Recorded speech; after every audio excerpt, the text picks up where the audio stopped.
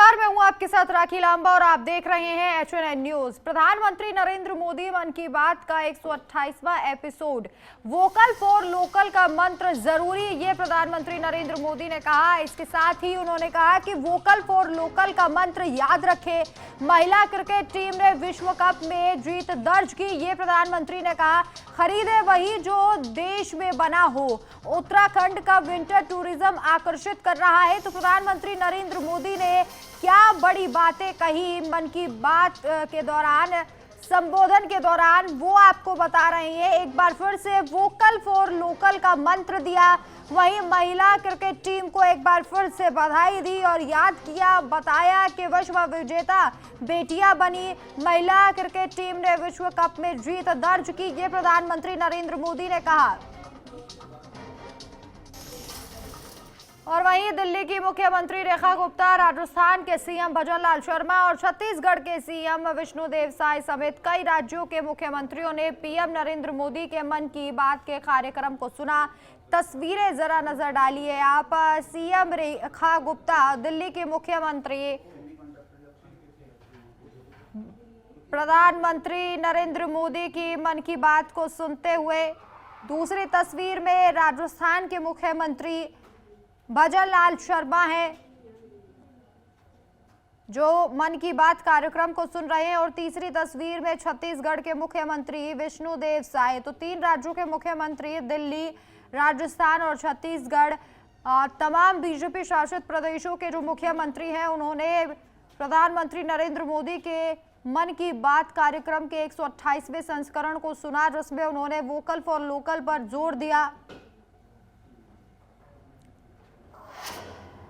और वहीं दिल्ली बीजेपी अध्यक्ष वीरेंद्र सचदेवा ने एमसीडी उपचुनाव के बीच पूर्वी दिल्ली के वेस्ट विनोद नगर वार्ड का दौरा किया। उन्होंने कहा कि मैं विनोद नगर में हूं और यहां मतदाताओं में जबरदस्त उत्साह है। इस क्षेत्र के लोग हमारी पार्टी को भरपूर आशीर्वाद दे रहे हैं। हमारी दिल्ली सरकार ने सराहनीय काम किया है। निश्चित रूप से आप देख रहे हैं, मैं अभी विनोद नगर में हूँ। कार्यकर्ता का उत्साह भी है और क्षेत्र की जनता भी भरपूर आशीर्वाद हमारी पार्टी को दे रही है।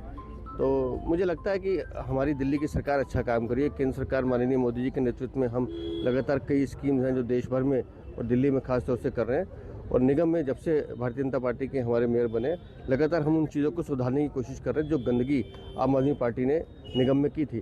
तो मुझे लगता है जनता भरपूर आशीर्वाद देगी और हम जीतेंगे। शेप नहीं है जी, ये तो सिद्ध हुआ था कि 20,000 रुपये की रिश्वत वो मूंगफली बेचने वाले के माध्यम से खरीद रही थी। सीबीआई ने खरीदा, जेल में रहकर आई हैं। और ये आम आदमी पार्टी का चरित्र ही है कि ऐसे दोषी को फिर से टिकट दिया, तो वो अगर क्षेत्र की जनता को लूटने के लिए ऐसे लोगों को छोड़ना है तो क्षेत्र की जनता समझती है। और इसलिए मुझे लगता है भारतीय जनता पार्टी की हमारी जो प्रत्याशी सरला चौधरी, वो जीत कर निकलेंगे। और वहीं दिल्ली में 12 सीटों पर उपचुनाव को लेकर चुनावी माहौल गर्म है। स्टेट इलेक्शन कमीशन ने हर वोट है अनमोल का नारा देकर मतदाताओं को मतदान के प्रति जागरूक किया। वार्ड नंबर 56 में सुबह से ही लोग मतदान केंद्र पर अपनी अपनी जिम्मेदारी निभाने पहुंच रहे हैं। उम्मीदवार अपने अपने मतदाताओं से संपर्क कर समर्थन जुटा रहे हैं। दिल्ली उपचुनावों को लेकर HNN संवाददाता जसविंदर सिंह ने वार्ड नंबर 56 की आप प्रत्याशी बबीता राणा से संवाद किया है।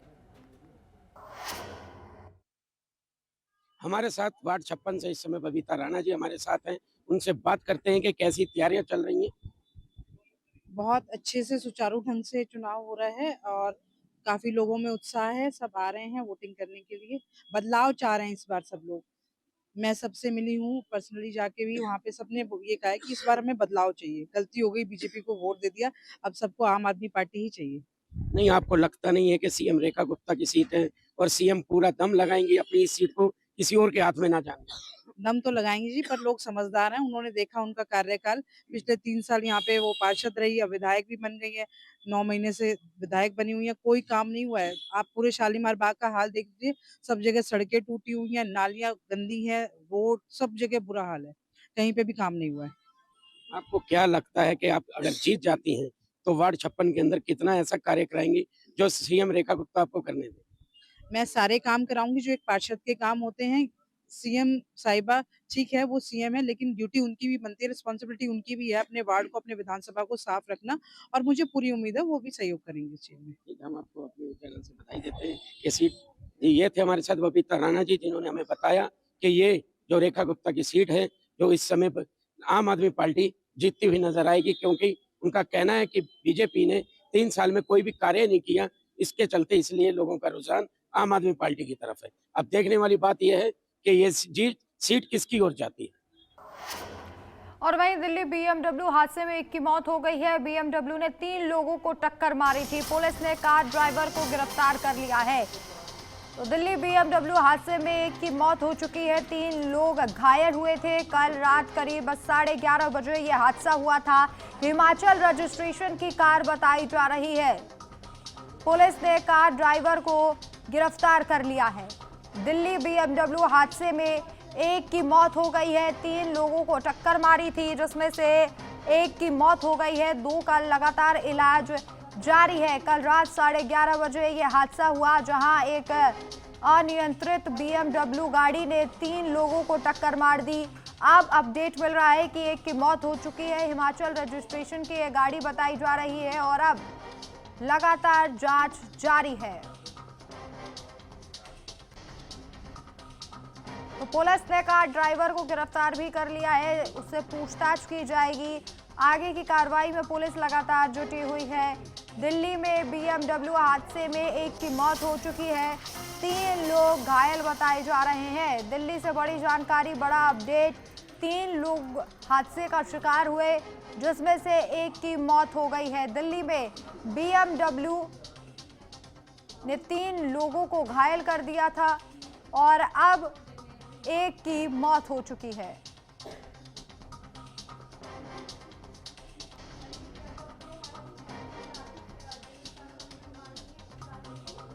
BMW ने 3 लोगों को टक्कर मारी थी, कार ड्राइवर को गिरफ्तार कर लिया गया है।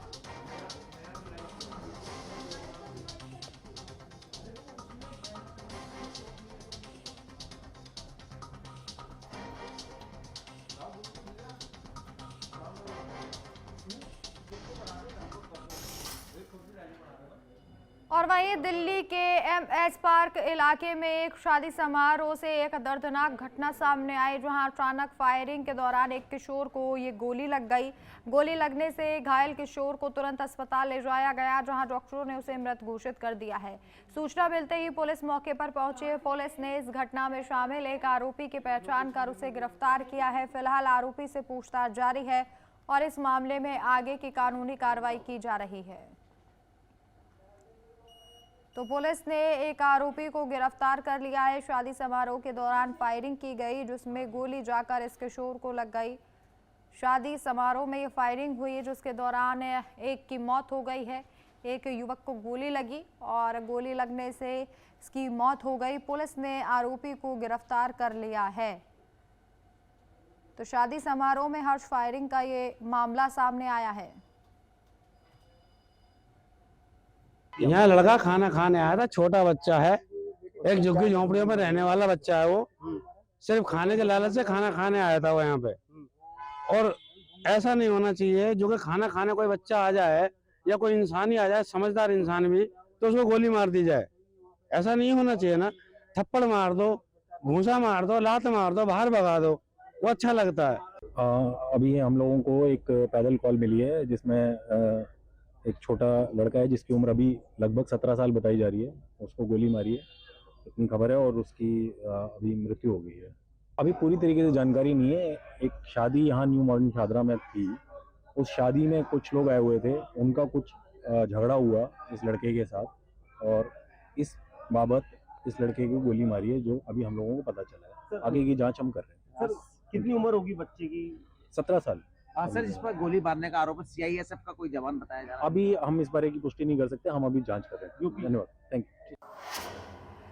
चलिए सीधे रुख करेंगे हरियाणा के कुरुक्षेत्र का, जहां मुख्यमंत्री नायब सिंह सैनी क्या कुछ कह रहे हैं, आप खुद सुनिए। अंतरराष्ट्रीय गीता जयंती महोत्सव में आदरणीय प्रधानमंत्री जी यहाँ पधारे, हम सबका मार्गदर्शन उन्होंने किया है। आदरणीय संतगण, इसी उद्देश्य से हमारे कर्मयोगी हम सब जानते हैं, देश के यशस्वी प्रधानमंत्री आदरणीय नरेंद्र मोदी जी ने गीता जयंती समारोह को हमें अंतर्राष्ट्रीय स्तर के ऊपर मनाने का ये अवसर उन्होंने हमें प्रेरित किया है। उनकी प्रेरणा से ही हम इसे 2016 से कुरुक्षेत्र में अंतर्राष्ट्रीय स्तर पर गीता जयंती महोत्सव मना रहे हैं। इसमें कई देशों के प्रतिभागी और लाखों श्रद्धालु इसमें शिरकत करते हैं। ये हम सब के लिए बड़े गर्व की बात है। हम सब ये भी जानते हैं, जब 2014 से पहले देश के यशस्वी प्रधानमंत्री आदरणीय नरेंद्र मोदी जी को इस देश के लोगों ने प्रधान सेवक के रूप में बैठाया, उन्होंने लाल किला की प्राचीर से भव्य कार्यक्रम का आयोजन करते हुए कहा कि गीता कुरुक्षेत्र में नहीं, ये पूरे विश्व में हर घर के अंदर जानी चाहिए। और मुझे खुशी है इस बात की, मुझे खुशी है कि इस कारवां को आगे बढ़ाने का काम हमारे गीता मनीषी महामंडलेश्वर स्वामी ज्ञानानंद जी महाराज के मार्गदर्शन में और उनके सहयोग से इस महोत्सव को विदेशों में भी मनाने का हमें अवसर मिला है। ये हमारे लिए बहुत गर्व की बात है। हम चाहते हैं कि गीता ज्ञान विश्व के हर कोने में, हर पीढ़ी तक निरंतर ये प्रभावित होता रहे। ये आदरणीय प्रधानमंत्री जी का एक विजन है। आदरणीय संतगण, हम सब देख रहे हैं कि पिछले 9 वर्षों से महोत्सव को अपार दुनिया के अंदर एक स्थान मिला है और लोकप्रियता अंतर्राष्ट्रीय गीता जयंती को पूरे विश्व के अंदर वो मिली है। पहली बार वर्ष 2019 में हम सब जानते हैं कि भारत की सीमाओं से बाहर निकल करके ये मॉरिशस और लंदन में इस अंतर्राष्ट्रीय गीता जयंती महोत्सव को मनाया गया है। और इसके बाद यह United kingdom, Canada, Australia, Sri Lanka, Indonesia और जापान में भी अंतर्राष्ट्रीय गीता जयंती महोत्सव के भव्य और दिव्य कार्यक्रम वहां पर हुए हैं। ये हम सब के लिए गर्व की बात है। आदरणीय संतगण, मैं ये भी कहना चाहता हूं कि अखिल भारतीय देव स्थानम सम्मेलन का उद्देश्य हमारी सनातन परंपरा को आगे बढ़ाना। और अब सीधी तस्वीरें आपको देहरादून से दिखाते हैं, जहां मुख्यमंत्री पुष्कर सिंह धामी क्या कुछ कह रहे हैं, आप खुद सुनिए। आदर्श मेरे जीवन की आदर्शशिला की तरह है, जो मुझे प्रतिदिन अनुशासन के साथ साथ सेवा पथ पर बढ़ने के लिए प्रेरित करते हैं। वो अखिल भारतीय विद्यार्थी परिषद ही है जिस संगठन ने सच में सबसे पहले हमें समाज के बीच में काम कैसे किया जाता है ये शिक्षा देने का काम किया, संस्कार देने के काम किए। अखिल भारतीय विद्यार्थी परिषद का ये राष्ट्रीय अधिवेशन कोई एक सामान्य अधिवेशन नहीं है, बल्कि राष्ट्र निर्माण का ये पवित्र यज्ञ है। और इस पवित्र यज्ञ के प्रति समर्पित हमारे पूरे देश भर के आए हुए युवाओं का एक महासंगम है। मुझे पूरा विश्वास है कि इस मंच से निकलने वाले विचार, संकल्प राष्ट्र निर्माण की दिशा में मील का पत्थर साबित होंगे और देश के विकास और सामाजिक प्रगति को नई दिशा देने में बहुत महत्वपूर्ण भूमिका निभाएंगे। साथियों, ये वर्ष हमारे मातृ संगठन राष्ट्रीय स्वयंसेवक संघ की स्थापना का ये शताब्दी वर्ष भी है और राष्ट्रीय स्वयंसेवक संघ ने 100 वर्षों की जो तपोमय यात्रा है उसके माध्यम से भारत में सांस्कृतिक पुनर्जागरण, सामाजिक समरसता, राष्ट्र गौरव और राष्ट्रनिष्ठ सेवा की ऐसी दिव्य धारा प्रवाहित की जिसने देश के कोने कोने में राष्ट्रीय चेतना की अखंड ज्योति को प्रज्वलित करने का काम किया है। और संघ की दिव्य धारा से ही 1949 में अखिल भारतीय विद्यार्थी परिषद का निर्माण हुआ, अखिल भारतीय विद्यार्थी परिषद की स्थापना हुई। और स्वतंत्र भारत के इतिहास में जब देश एक नए युग की ओर बढ़ रहा था, ऐसे समय में राष्ट्र निर्माण, समाज सुधार और सांस्कृतिक जागरण के लिए संगठित, जागरूक, संस्कारित और राष्ट्रवादी जो उस समय छात्र शक्ति की आवश्यकता थी, छात्रों के बीच में एक ऐसे संगठन की आवश्यकता थी जो छात्रों के बीच में जाकर राष्ट्र भावनाओं को प्रथम मानकर काम करने वाले, छात्रों को देश सेवा के लिए प्रेरित करे, देश के लिए कुछ काम करने के लिए प्रेरित करे, इसी को ध्यान में रखते हुए परम पूज्य गुरुजी ने उस समय कुछ स्वयंसेवकों के साथ समर्पित युवाओं और शिक्षकों को विद्यार्थी प्रतिशत की आधारशिला रखने की जिम्मेदारी सौंपी। और श्रद्धेय बलराव माधोक जी, प्रोफेसर यशवंतराव केलकर जी ज्ञानशील एकता के त्रिदेव सिद्धांत को अपनाकर विद्यार्थी परिषद को एक संगठित राष्ट्रवादी चरित्रवान छात्र शक्ति के रूप में स्थापित करने में अपनी बहुत महत्वपूर्ण भूमिका निभाई। और उस समय एक पौधे के रूप में रोपा गया ये छोटा सा पौधा आज दुनिया का सबसे बड़ा विद्यार्थियों का संगठन बन गया है। साथियों, अखिल भारतीय विद्यार्थी परिषद एक ऐसा संगठन है जिसने 7 दशक से भी अधिक समय तक राष्ट्र व्यक्ति निर्माण से राष्ट्र निर्माण का कार्य अनवरत रूप से आगे बढ़ाया है। और विद्यार्थी परिषद केवल छात्र मुद्दों तक ही सीमित नहीं रहा है। जब जब समाज को, देश को जैसी आवश्यकता हुई है, उस आवश्यकता के अनुसार विद्यार्थी परिषद ने देश और समाज के सामने आने वाली हर चुनौती को अपनी चुनौती मानकर मैदान में उतरकर उन चुनौतियों का सामना किया है, उन चुनौतियों पर काम करने का काम किया है। परिषद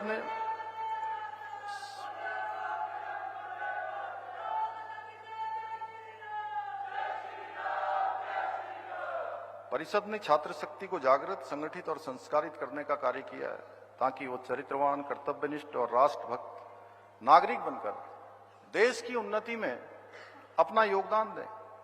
विद्यार्थी परिषद ने युवा पीढ़ी को सदैव राष्ट्र प्रथम की भावना को उनके अंदर पूरी तरह से रोपित करने का काम किया है। देश के प्रत्येक कोने में आज शिक्षा के मंदिरों से लेकर देश की सीमाओं तक परिषद के कार्यकर्ता राष्ट्र निर्माण के लिए समर्पित होकर अपना योगदान दे रहे हैं। और परिषद एक ऐसा संगठन है जो विद्यार्थियों के बीच में रहकर उनमें समाज, राष्ट्र के सम्मुख आने वाली चुनौतियों को अपना मानकर डट कर मुकाबला करने के लिए इस भावना को विकसित करने का काम कर रहा है। जब भी समाज को, राष्ट्र को, छात्र छात्राओं की जरूरत पड़ी है, तब विद्यार्थी परिषद ने ढाल बनकर चुनौतियों का सामना किया है, देशव्यापी आंदोलनों का नेतृत्व किया है।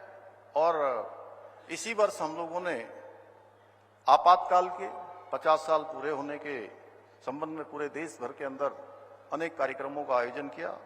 आपातकाल के समय में विद्यार्थी परिषद की भूमिका भारतीय लोकतंत्र के इतिहास में सदैव स्वर्ण अक्षरों से अंकित की जाएगी। हजारों कार्यकर्ताओं ने जेलें भरी, यातनाएं सही, अंधकार के उस काले दौर में भी, लेकिन लोकतंत्र की लौ को कम नहीं होने दिया, उसको बुझने नहीं दिया। विद्यार्थी परिषद ने बीते 7 दशकों में विद्यार्थियों को शिक्षा, संस्कार, स्वावलंबन प्रदान करने में बहुत महत्वपूर्ण भूमिका निभाई है। परिषद ने अपने स्थापना काल से ही समाज और राष्ट्र हित में बड़े परिवर्तन लाने की अद्भुत अग्रदूत के रूप में हमेशा काम किया है। चाहे स्कूल हो, कॉलेज हो, विश्वविद्यालय हो, परिषद के कार्यकर्ताओं ने छात्रों के भीतर राष्ट्रवाद की अलग को जगाने का अतुलनीय कार्य किया है। आज हम पहले पूर्वोत्तर के कुछ राज्यों में जाते थे, मैं भी पूर्वोत्तर के राज्यों में जाने का मुझे अवसर मिला है, तो वहां पर भारत माता के नारे जितनी जोर से आज लगते हैं उसमें बहुत न्यूनता होती थी। अगर आज पूरे देश के अंदर भारत माता के जय का नारा देने का काम और प्रत्येक विद्यार्थी के होंठों पर कोई कार्यक्रम शुरू होता है तो वो जयकार, भारत माता की जय का नारा देने का काम भी आप जैसे परिषद के कार्यकर्ता ही करते हैं।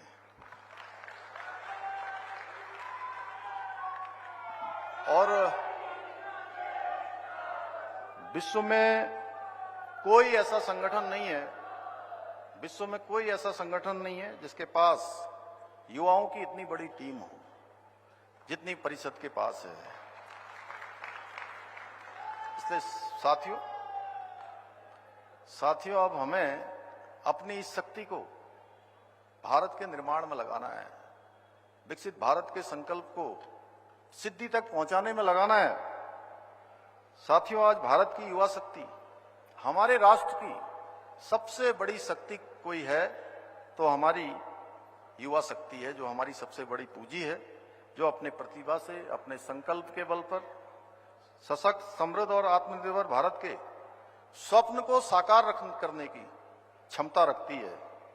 यदि इस ऊर्जा को सही दिशा में लगाया जाए, सही मार्गदर्शन किया जाए, तो हमारा देश न केवल एक आर्थिक महाशक्ति के रूप में उभरेगा, बल्कि फिर से जो हम बार बार कहते हैं, भारत विश्व गुरु था, भारत सोने की चिड़िया था, भारत फिर से विश्व गुरु बन जाएगा। उस मार्ग पर भारत आगे बढ़ चुका है।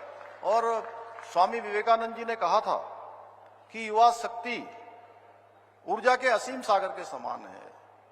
युवाओं के अंतर अनंत ऊर्जा है और उनकी जो क्षमता है वो अनंत है। मेरा मानना है इस ऊर्जा को सही दिशा में उपयोग करके ही हम एक भारत श्रेष्ठ भारत के सपने को साकार कर सकते हैं। साथियों, आज आदरणीय प्रधानमंत्री जी के नेतृत्व में, श्री नरेंद्र मोदी जी के नेतृत्व में एक कर्मशील नेतृत्व, एक विजनरी दूरदर्शी नेतृत्व, युवा शक्ति को राष्ट्र शक्ति मानकर विकसित और आत्मनिर्भर भारत के निर्माण की दिशा में निरंतर कार्य किया जा रहा है। आज startup India, skill India, digital India, make in India, fit India और नई शिक्षा नीति जैसी अनेक योजनाओं के माध्यम से युवाओं को उनकी प्रतिभा की क्षमता के अनुसार अवसर प्रदान किए जा रहे हैं। और आदरणीय प्रधानमंत्री जी के मार्गदर्शन और सहयोग से हमारी सरकार भी राज्य में युवा शक्ति को प्राथमिकता देते हुए पूर्ण प्रतिबद्धता के साथ निरंतर कार्य कर रही है। हमने राज्य के अंदर अनेक ऐसे निर्णय लिए हैं जो देश के आजाद होने के बाद देश के लोग जिसकी प्रतीक्षा करते थे। हमने सबसे पहले ये गौरव देवभूमि उत्तराखंड को प्राप्त हो गया कि यहाँ राज्य के अंदर निवास करने वाले सभी लोगों के लिए, चाहे वो किसी पंथ का हो, किसी वर्ग का हो, सबके लिए हमने एक समान कानून, समान नागरिक संहिता का कानून उत्तराखंड के अंदर लागू कर दिया है। इसके साथ ही हमने देश का सबसे कठोर नकल विरोधी कानून भी यहाँ लागू किया है। उसका परिणाम हुआ है पिछले 4.5 वर्षों में 26,500 से भी अधिक नौजवान युवाओं को सरकारी नौकरियां प्राप्त करने में सफलता प्राप्त हुई है। एक में भी, किसी में भी कोई नकल का मामला नहीं आया, सब पारदर्शिता के साथ संपन्न हुई है। इसके अतिरिक्त हमने बहुत सारे निर्णय लिए हैं जो हमारा विचार है, हमारा संकल्प है। और विद्यार्थी परिषद के समय से जिन बातों को हम लोग सुनते आए, जिनको मन में हमारे घर कर गया, अंदर घुस गया, जो प्रशिक्षण, शिक्षा, संस्कार मिला, उसको आगे बढ़ाते हुए कि देवभूमि का देवत्व बना रहे, उसके लिए हमने यहाँ पर अतिक्रमण हटाने का अभियान हो, धर्मांतरण रोकने का अभियान हो या दंगा रोकने का कानून हो, ये सारे ही कानून हमने बनाया है। अभी हाल ही में हमने शिक्षा के क्षेत्र में एक नया कानून लाकर मदरसा बोर्ड को भी पूरी तरह से यहाँ समाप्त करने का निर्णय लिया है। हमने लैंड जिहादियों से यहाँ की सरकारी भूमि को मुक्त करवाते हुए 10,000 एकड़ से भी अधिक सरकारी जमीनों को हमने लैंड जिहादियों के पंजे से मुक्त कराया है। इसी के साथ इस खास बुलेटिन में इतना ही। आप देखते रहिए ट्रेनर न्यूज। नमस्कार।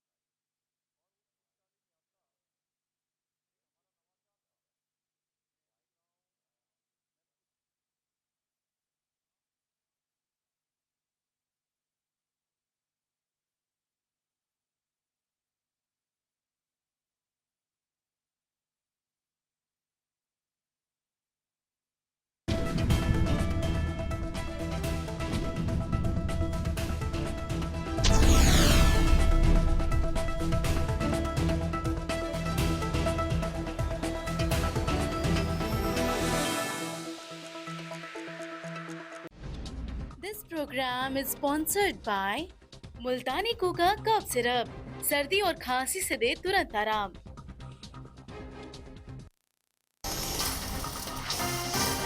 सत्र से पहले सर्वदलीय बैठक में टीएमसी और डीएमके ने एसआईआर का मुद्दा उठाया। जेडीयू ने एसआईआर पर विपक्ष के आशंकाओं को किया खारिज। एमसीडी के 12 वार्ड में उपचुनाव। दिल्ली सीएम रेखा गुप्ता ने शालीमार बाग स्थित जेबीएसएसएस के एपी ब्लॉक में डाला अपना वोट। कहा, जनता बीजेपी उम्मीदवार को अपार प्यार और आशीर्वाद दे रही है। दिल्ली बीएमडब्ल्यू हादसे में एक की मौत। बीएमडब्ल्यू ने 3 लोगों को मारी थी टक्कर। पुलिस ने कार ड्राइवर को किया गिरफ्तार। दिल्ली के एमएस पार्क इलाके में शादी समारोह में फायरिंग के दौरान एक किशोर की गोली लगने से मौत। पुलिस ने एक आरोपी को किया गिरफ्तार।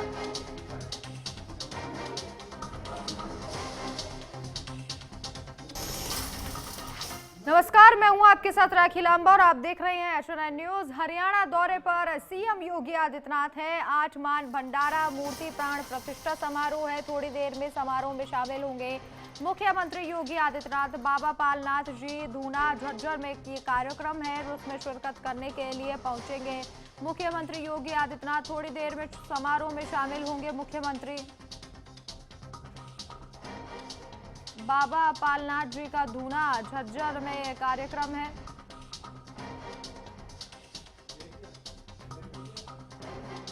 हरियाणा के दौरे पर रहेंगे मुख्यमंत्री योगी आदित्यनाथ। थोड़ी देर में पहुंचने वाले हैं। 8 मान का भंडारा है, मूर्ति प्राण प्रतिष्ठा है। थोड़ी देर में मुख्यमंत्री इस कार्यक्रम में शामिल होंगे।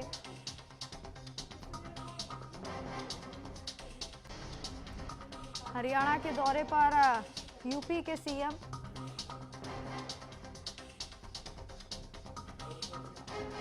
आठमान का भंडारा है, मूर्ति प्राण प्रतिष्ठा कार्यक्रम है। तो हरियाणा के दौरे पर सीएम योगी।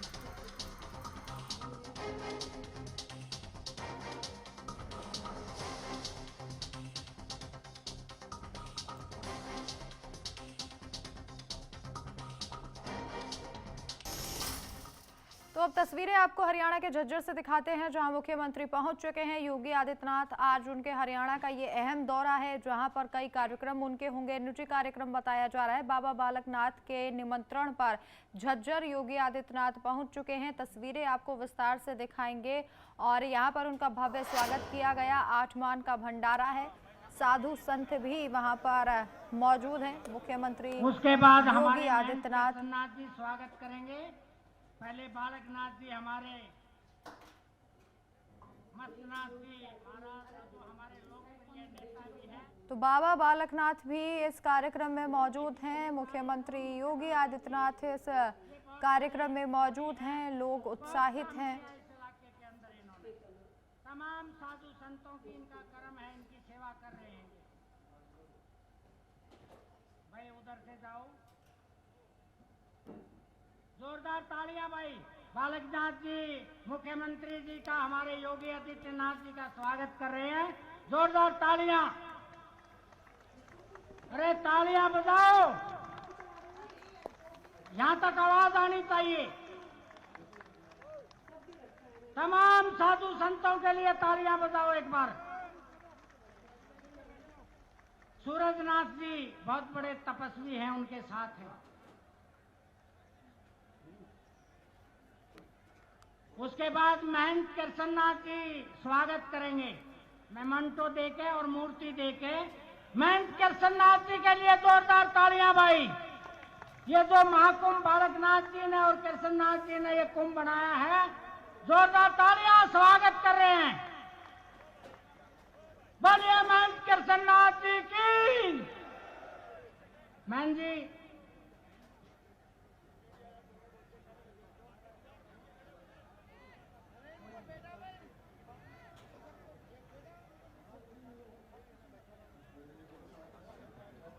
मैं तपस्वी पूजनीय बालकनाथ जी से अनुरोध करूंगा,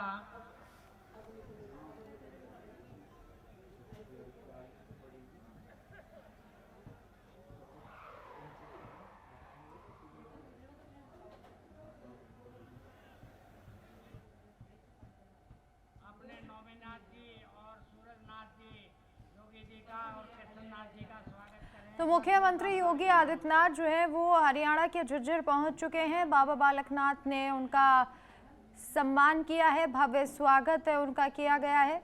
साधु संत वहां पर मौजूद हैं। और वहीं लखनऊ के मंडलायुक्त ने हाल ही में राष्ट्रीय प्रेरणा स्थल, ग्रीन कॉरिडोर और इंटीग्रेटेड टाउनशिप समेत सभी बड़ी परियोजनाओं के कार्यों की समीक्षा की है।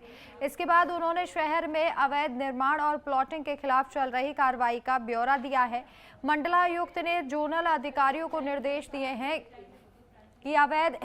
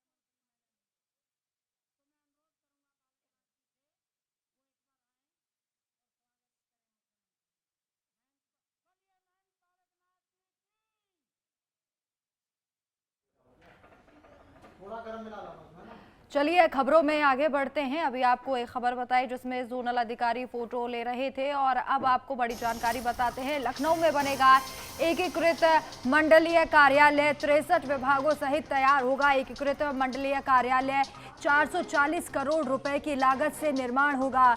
भवन पूरी तरह से ग्रीन बिल्डिंग कॉन्सेप्ट पर आधारित होगा। एकीकृत मंडलीय कार्यालय 6 मंजिला होगा। कोर्ट और पार्किंग की सुविधा होगी। मंडलायुक्त ने विकास प्राधिकरण में प्रस्तुति को देखा है तो जानकारी आप तक पहुंचा रही है। एकीकृत मंडलीय कार्यालय 6 मंजिला होगा। लखनऊ में एकीकृत मंडलीय कार्यालय बनेगा और इसके लिए 63 विभागों सहित तैयार एकीकृत मंडलीय कार्यालय होगा। स्वीकृति दे दी गई है। 440 करोड़ रुपए की लागत से निर्माण होगा। भवन पूरे तरीके से ग्रीन बिल्डिंग कॉन्सेप्ट पर आधारित है।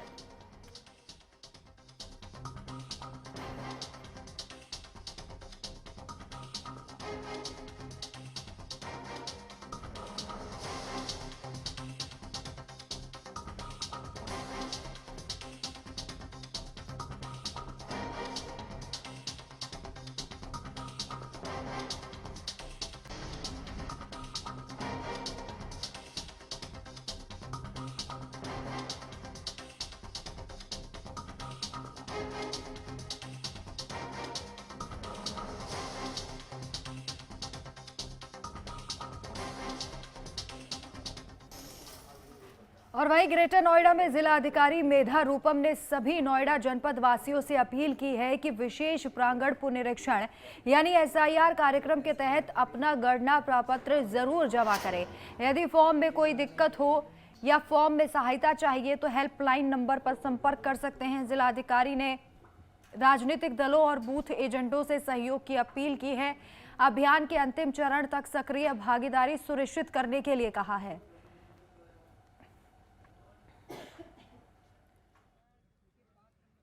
गौतम बुद्ध नगर के सभी जनपद वासियों से अनुरोध है, अपील है कि कल जिला प्रशासन एवं समस्त पॉलिटिकल पार्टीज द्वारा एक महाअभियान किया जा रहा है। जो वोटर्स नहीं मिल रहे हैं, जिनको ट्रेस नहीं किया जा पा रहा है, उन सभी के संबंध में 10 बजे हर बूथ पे बीएलओ रहेंगे, बीएलए रहेंगे और समस्त गणमान्य आप सभी लोग भी आमंत्रित हैं। कोई भी पात्र मतदाता न छूटे। अगर आपको एन्यूमरेशन फॉर्म आपका मिसप्लेस हो गया है, नहीं मिला है, अगर आप फॉर्म 6, फॉर्म 8 देना चाह रहे हैं तो आप भी बूथ पर आइए और जितने हमें लोग नहीं मिल पा रहे हैं उनके लिए इस महाअभियान में जुड़कर हम हर पात्र मतदाता को ढूंढें। इसी अभियान में आप सभी का सहयोग के लिए अनुरोध करते हुए आपके जिलाधिकारी। धन्यवाद। चलिए आगे बढ़ते हैं। कन्नौज में गणेश चौधरी मोहल्ले में पुरानी रंजिश को लेकर दो पक्षों में विवाद इतना ज्यादा बढ़ गया कि ईंट पत्थर और गोली तक चल गई। मारपीट में 2 लोग घायल हुए हैं, जिनमें से एक व्यक्ति को गोली लगी है। घायलों को तुरंत अस्पताल ले जाया गया है। घायलों के परिजनों ने करीब 40 मिनट तक अस्पताल में हंगामा किया और आरोप है कि डॉक्टर बिना कारण ही रेफर कर रहे हैं। काफी समझाने के बाद कस्बा इंचार्ज और इंस्पेक्टर ने स्थिति संभाली। इसके बाद घायलों को जिला अस्पताल रेफर किया गया। नहीं, हम लोग आपस में बैठे थे, वहाँ बातचीत कर रहे थे। कहाँ पे? अपने मोहल्ले में, घर पे हुआ खाला के घर पे। हाँ। तो एकदम में ये अयाज, फयाज, अनवर, जीसान, नोमान इन लोगों ने आए, एकदम में अड्डे पत्थर चालू करे। हम लोगों ने भागना चालू करा तो इन लोगों ने फायरिंग चालू करी। फायरिंग कर दी। फायरिंग करी, 3 फायर करे। पहला फायर मारा फयाज ने, जिसमें मेरे पैर पे लगा। तीसरा फायर करा अनवर ने, उसमें हम लोग अंदर हो चुके। चौथा फायर करा जिसमें हम लोग वहाँ थे नहीं। अच्छा, क्यों ऐसा क्या हो गया जो फायरिंग शुरू कर दी? वो ऐसे ही कोई बात ना कोई चीज। तो बैठे आप लोग कहाँ बैठे थे? अपने घर के बाहर। घर कहाँ पे? बिरतिया में। अच्छा, और भी कोई घायल है? हाँ। कौन है? भाई लोग हैं वहाँ पे। वहीं अंदरूनी चोट है किसी की, कहीं पैर पे चोट है किसी की। कुल कितनी फायरिंग हुई? 4 फायरिंग हुई। लकी कहाँ के रहने वाले? एक मीनारा मस्जिद। क्या मामला हुआ? हम उधर से काम पर से आ रहे थे, हम पास घर पड़ता है उस गली से, तो हम उधर से निकले तो लाला ने हमको पकड़ लिया। आदिल आया, आदिल ने पकड़ा हमको। लाला आया, लाला ने राड मार दी मेरे। मैं गिर गया, फिर वहाँ पर पैर में चोट लग गई। फिर उठा मैं जैसे ही भागने के लिए, तुरंत आदिल ने पकड़ लिया। आदिल ने ईंट मार दी। आकाश आया, आकाश ने मार दिया मेरे पीठ में ईंट मार दिया आकाश ने। जब भागने चला फिर आगे अनस ने पकड़ लिया हमको। वो एक जिनका हम नाम नहीं जानते, शकल से जानते हैं उनको, दाढ़ी वाले को, ट्रैक्टर चलाते हैं। वो बोले अंदर ले चलो, इसे कमरे में बंद करके मारेंगे, ढीलेंगे नहीं जब तक मार नहीं देंगे इसको। पीछे तकी वाली मस्जिद है, वहीं पास से है, पीछे मकान जुल्फिकार के घर के पास में। ये सरताज जो है 22 साल का युवक, ये इसको उसके घर वाले लेके आए थे। इनको ये बता रहे हैं कि इनके कोई मतलब जो है झगड़ा वगैरह हुआ है, तो उसमें गंभीर चोट लगी है।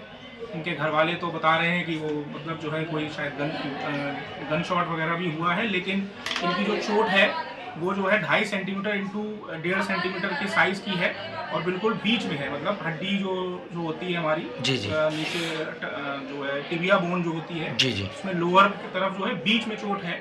और एक ही तरफ का मतलब जो इंजरी है वो पीछे नहीं है, मतलब केवल एंट्री मतलब जो है एक ही चोट है और इनके अलावा कोई दूसरी इनको चोट भी नहीं है जी। और वहीं लखनऊ में ऑटो ड्राइवर और कार चालक के बीच झड़प हो गई। इस दौरान बीच बचाव करने आए लोगों को कार चालक ने रौंद दिया। हादसे में 3 लोग घायल हो गए हैं। घटना के बाद कार चालक फरार हो गया। लखनऊ के मंथरा कस्बा क्षेत्र का ये मामला है। तो कार से 3 लोगों को कुचलने का ये मामला सामने आया है। सबसे पहले कार चालक और ऑटो ड्राइवर के बीच बहस हुई थी और बहस इतनी बढ़ गई कि बीच बचाव करने आए लोगों को ही कार चालक ने कुचलने की कोशिश की, जिसमें 3 लोग घायल हो गए हैं।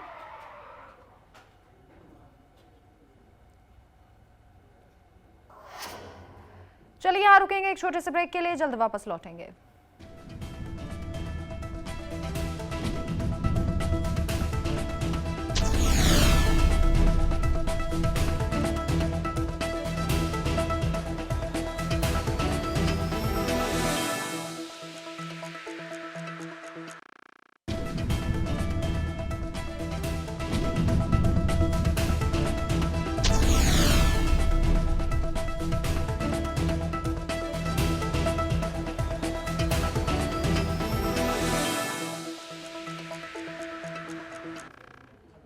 ब्रेक के बाद आप सभी का स्वागत है। खबर नोएडा से है, जहां थाना सेक्टर 20 पुलिस ने अवैध हथियार के साथ एक आरोपी को गिरफ्तार किया। इसके साथ ही आरोपी के कब्जे से एक तमंचा, एक जिंदा कारतूस बरामद किया गया है।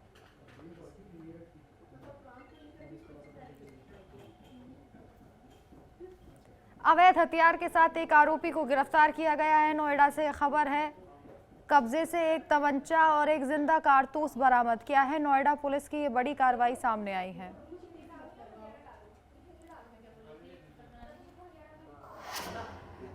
और वहीं महोबा में निर्वाचन आयोग के निर्देश पर मतदाता सूची के SIR कार्य में लापरवाही बरतने वाले 27 पंचायत सहायकों को DPRO ने सेवा समाप्ति का नोटिस जारी किया है। कई ब्लॉकों के पंचायतों और सहायकों के खिलाफ कार्रवाई की गई है, जबकि ग्राम पंचायत सचिव का 1 दिन का वेतन काटा गया है। SIR कार्य में लगाई गई BLO और सहायक BLO के सहयोग के बावजूद महज 50% डेटा ही ऑनलाइन पाया गया है।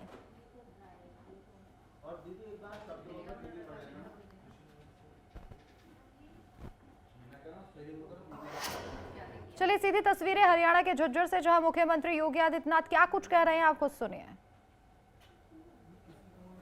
योगी बालकनाथ जी महाराज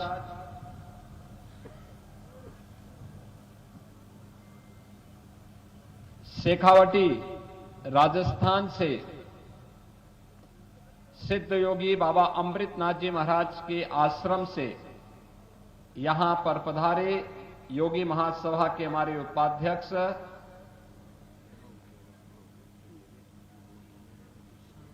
श्री महंत नरहरिनाथ जी महाराज, योगी महासभा के महामंत्री और हरिद्वार से यहां पर पधारे श्री महंत चेताईनाथ जी महाराज, 8 मान के हमारे सभी सिद्ध पीर महंत पीर शेरनाथ जी महाराज, महंत पीर राजनाथ जी महाराज, महंत पीर लहरनाथ जी महाराज, महंत पीर पूर्णनाथ जी महाराज, महंत पीर शेरनाथ जी, महंत पीर जटाईनाथ जी,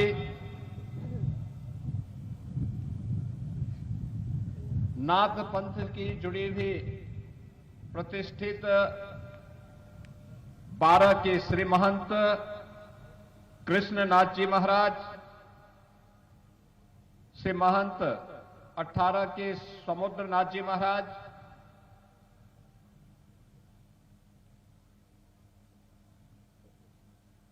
श्री महंत सोमवारनाथ जी महाराज,